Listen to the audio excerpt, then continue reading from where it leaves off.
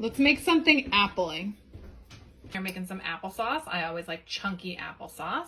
And a byproduct of that is the skins and the cores. So with that, we're doing vinegar.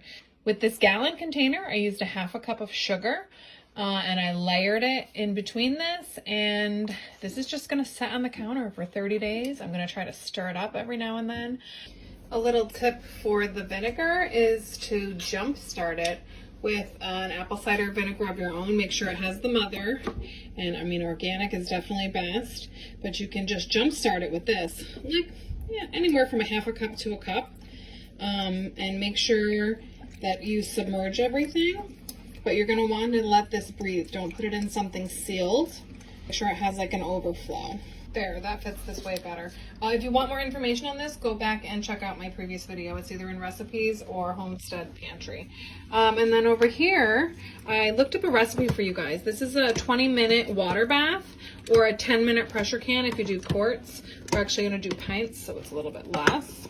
The difference is if you water bath it, you need to make sure that you use sugar and lemon juice so that it's nice and acidic. If you have a pressure canner, you don't need any extra sugar or the lemon juice, so you can just do apples pretty much on their own. So that means this is going to be an 8-minute pressure can, and I don't really need to cook this down much more. So this has been cooking for 3.5 hours, and I can get my jars ready and get this pressure can anytime I want. But I don't want my herbs to wilt, so I'm going to go ahead and get some of these processed and get my tomatoes going, and then I'm going to pressure can it because I got more tomatoes going today. Sauce and enchilada sauce with the juice.